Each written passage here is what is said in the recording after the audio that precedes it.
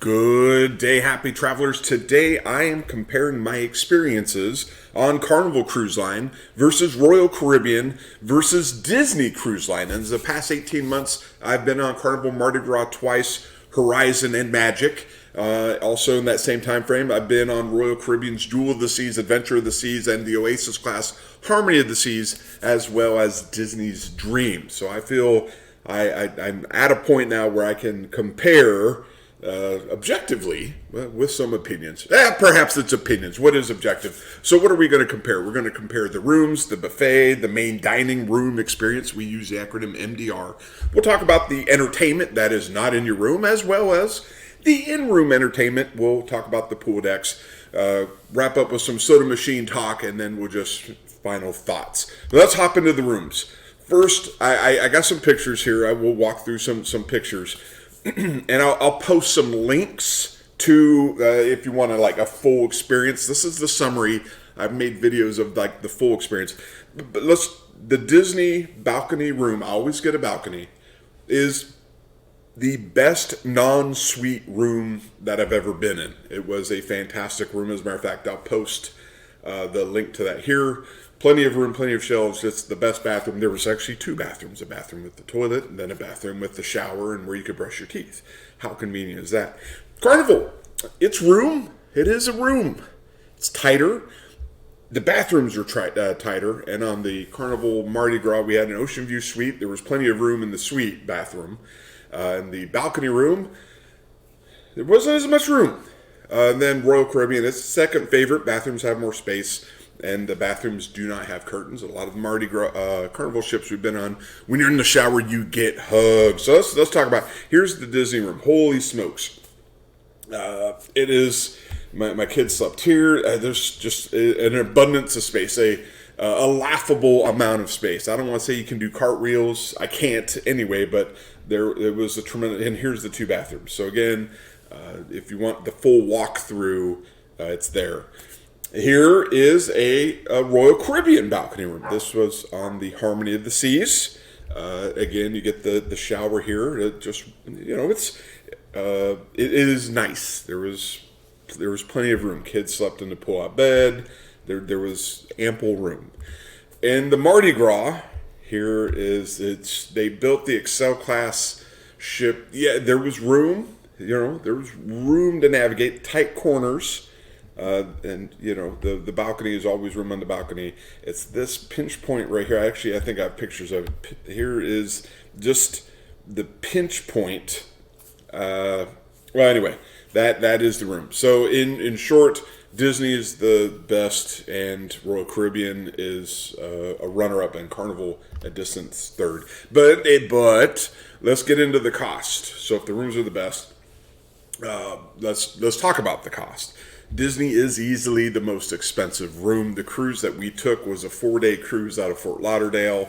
Went to Nassau and their private island, Lookout Cay, and it is the most expensive. It was $3,200 for a 4-night. By comparison, over at the Royal Caribbean, I took a 7-day cruise, same time frame, hurricane season, late September versus early November, so not peak. I was on a week on Harmony of the Seas, 7 days, Oasis class ship out of Galveston, and the total cost was $2,100, so full 33% off. Also, by the way, I'll post it here. I also do a week-over-week price analysis for cruises. So if you want to know, hey, wow, you seem to know a lot about prices. I do. I don't want to say I study it, but I'm very comprehensive about it. So if you want to take a look at the just price week over week, is now the time to buy a cruise. And then let's go back to the point on hand here. Carnival is economical. I will note, and you'll see in the video if you watch the price analysis, Carnival's prices have gone up, I would say between 8 to 12% since before Black Friday through now. We are in mid-January, and the prices, I create bar charts so you can see it there. So yeah, it's these guys are actually, Royal Caribbean, Carnival are about the same price right now, and Disney's the most expensive. So that's the short of it. Let's talk about more cost. Wi-Fi. Disney is more expensive on pretty much everything, including souvenirs. I didn't make a slide about it, but on Carnival and Royal Caribbean, on the last sea day, you can get clearance souvenirs, clearance T-shirts, clearance stuff. Disney, no, not really. No, it was 100%. They know you're on the ship, and it doesn't matter if it's the first day or the last day. Everything was more expensive, but including the internet. $34 a day if you need access to streaming, or $24 a day if you just want to look at raw text on the webpage. Like, they would even blur out ESPN.com highlight videos. Compare that to Carnival, for example. The package, $24 a day, gets you streaming. So that is a big difference. By about $10 a day. Royal Caribbean's trickier to pin down because, they got their stated prices, but they also have sales, Black Friday sales, International Travel Day sales, Tuesday sales. It doesn't matter. At any given day, you can save up to 35-50% off these prices if you book when it's time to book. So the Royal Caribbean probably has the best price, and I think actually their internet, they got Vroom, Starlink, their internet actually is the best, certainly. So Royal Caribbean wins on the price there. Let's talk about the buffet. Holy smokes, everybody has a buffet, and I always like the idea of walking in a buffet. You go into the buffet and whoa, look at all the food. So every cruise ship has a buffet. Disney food was good to great. The food that we got seemed like it was cooked in smaller batches. And it has crab legs. Crab legs on the buffet? Yeah, I understand it's $3,200. But it has crab legs, and that's a picture of it. I was that blown away by it. But it's limited by the breakfast and lunch. As a matter of fact, the buffet hours were very restrictive. They were open the least amount of time compared to Carnival and Royal Caribbean. But otherwise, Carnival and Royal Caribbean, food is okay in Carnival, and Royal Caribbean depends on the class of the ship. I think the smaller the ship, the better the food on Royal Caribbean.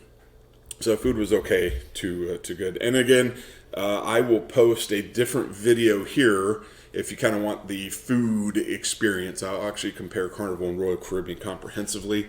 So anyway, there's another video for you to watch if you want more. Now let's talk about the main dining room, the MDR experience. Disney has a thing that the others don't do. It's rotational dining. So you eat in like Nemo's undersea area one day, and then you go to like a castle themed dining the next, and then you're like in a garden the other day. So it was kind of, you were at table 20 and you were at table 20 at each of the places, and your server followed you at each. And the menu was okay. It wasn't, actually, I wouldn't even call overly kids friendly. It wasn't, I'm not expecting cheeseburgers, hot dogs, and chicken tenders or anything like that, but as kids, I'd like to think that it would at least be available as an option, a listed option. The food was okay. I will say the steak, and I'm a steak guy, I order steak everywhere. Like if you order a steak on Carnival, it's gristly. Like half of it is borderline inedible, and I don't know. The food, the quality of the beef on Disney was exceptional. It was good. Otherwise, everything else was just kind of, anytime you cook anything in bulk, it's not super good. Now, if you compare that to Royal Caribbean specialty dining, I've done Carnival specialty dining. It wasn't super good. But Royal Caribbean specialty dining, I enjoyed quite a bit. I'll try to put the video to that there. So anyway, let's get into the entertainment. Another big thing.